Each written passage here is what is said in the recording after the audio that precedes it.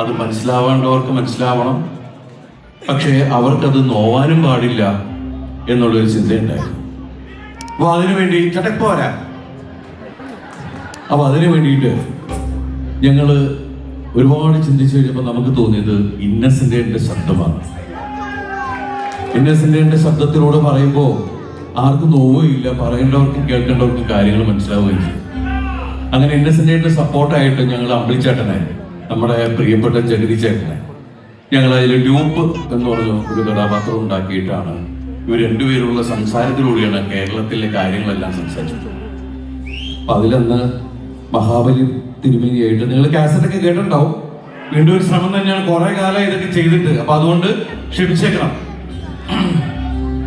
ഇന്നസെന്റ് ഏട്ടൻ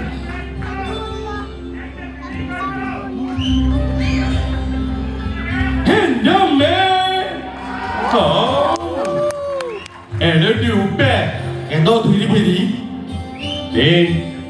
ഓണക്കാലായി. ഉണക്കാറായിരുന്നു. എടോ ഓണക്കാലായി, നമുക്ക് പാതാളത്തിൽ നിന്ന് കേരളത്തിലേക്ക് പോണ്ടേ? വേണ്ട തിരുമേനി, കഴിഞ്ഞ തവണ പോയതിന്റെ ക്ഷീണം തന്നെ മാറിയിട്ടില്ല. എന്റെ അത്തിമാർ അമ്മച്ചി ഇതുവരെ നടുവൊന്നും നിവർത്താൻ പറ്റിട്ടില്ല. തിരുമേനി തന്നെ പോയാ മതി. എടോ, കേരളത്തിന്റെ ഇപ്പോഴത്തെ ട്രെൻഡ് എന്താണെന്ന് എനിക്ക് അറിയോ? പഴയ പോലെ എന്നെ തിരുമേനി കുതികാലി വിട്ട് പാല് വെക്കും. എടോ അതല്ല, ഇന്ന് കേരളത്തിലെ ഓണപരിപാടികൾക്ക് മഹാബലി തിരുമേനിയായിട്ട് ഒരു തെണ്ടികൾ ഇങ്ങനെ വേഷം കിട്ടി വരും. അവരിങ്ങനെ അവിടെ കുടമ്പേർക്ക് മാറിയിട്ട് സിക്സ് പാക്ക്. എന്റെ തിരുമേനി എന്നാ ഇനിയും നല്ല ഉറപ്പാ. അറിയോ, ഇപ്പൊ അവിടെ ബോഡി ഷേപ്പിംഗ് എന്ന് പറഞ്ഞൊരു പരിപാടി ഉണ്ട്. അവിടെ കുടവേലും തള്ളിട്ട് എന്തെന്ന് സിക്സ് പാക്ക് ഉള്ളവരെ എടുത്തു കൊടുക്കും. പിന്നെ അത് മാത്രമല്ല, ചിലവന്മാരത് ക്യാമറയെ പകർത്തി എയറിലോട്ട് വിടും. അപ്പൊ പണ്ട് നമ്മള് ദേപുട്ട് അല്ലെ ദേമാവിലി കൊമ്പത്ത് ഓണത്തിറക്കി പൊട്ട് കച്ചവടം എന്തൊക്കെ പറഞ്ഞുകൊണ്ടിരുന്ന ദിലീപ് ദാദർശൻ നമ്മളെ ജയിലിൽ കയറ്റി വിടും. എന്നിട്ട് ദേമാവിലി അങ്ങനെ പോഡ്കാസ്റ്റിംഗ് കേട്ടോ തിരുവേലി. ഇങ്ങനെയൊക്കെയാണ് ഞങ്ങള് രണ്ടുപേരെയും വെച്ചൊക്കെ ചെയ്തുകൊണ്ടിരുന്നത്. ഈ അന്ന് ആക്ഷേപഹാസ്യം എന്തും നമുക്ക് ആരെയും കളിയാക്കാൻ പറ്റുന്ന, അല്ലെങ്കിൽ കളിയാക്കിയാൽ ആർക്കും നോവാത്ത സമയമായിരുന്നു. അന്നത്തെ മുഖ്യമന്ത്രി ആയിരുന്ന ബഹുമാനപ്പെട്ട ലീഡറിനെ കാറിന്റെ സ്പീഡിനെ വിമർശിച്ചുകൊണ്ട് എഴുതിയ ഒരു പാരഡി എന്ന് വളരെ ഹിറ്റായിരുന്നു.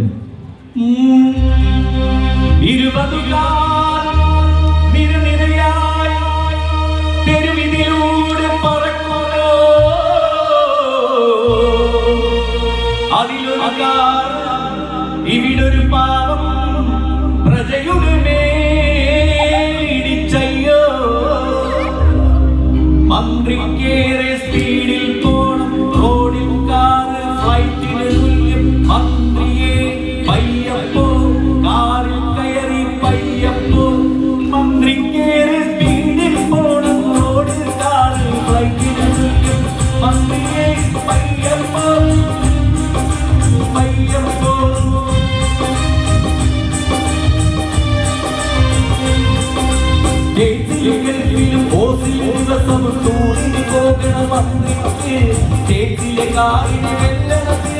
ഇതുവഴി പോകാൻ തോന്നുമ്പോൾ പലതും നശിക്കും, പലരും മരിക്കും. പലതും നശിക്കും, പലരും മരിക്കും. ഇടുക്കിന് ചിലരുടെ കാലൊടിയും. മന്ത്രിക്കൊപ്പം കറങ്ങണ് പോലീസിന്റെ തെറി കേട്ടാൽ കൊടുങ്ങല്ലൂരമ്മ പോലും ഓടിയൊളിക്കും. മന്ത്രിയെ പയ്യപ്പോ. ഇത് അന്ന് ലീഡറൊന്നും ഒരിക്കലും അന്ന് വിമർശിച്ചിട്ട് ഞങ്ങൾ അഭിനന്ദിക്കുകയായിരുന്നു ചെയ്തത്. പക്ഷെ ഇപ്പൊ കാലം മതി. ഇന്നത്തെ വേറൊരു പാരഡി, ആ പാരഡി ഞാൻ പാടുന്നതിന് മുമ്പ് ദിലീപ് എന്ന് മറ്റേ ലാലു അലക്സ് ഏട്ടനൊക്കെ ഇമിറ്റേറ്റ് ചെയ്തത്. എന്നാ പിന്നെ അതിന്റെ ആയിക്കോട്ടെ.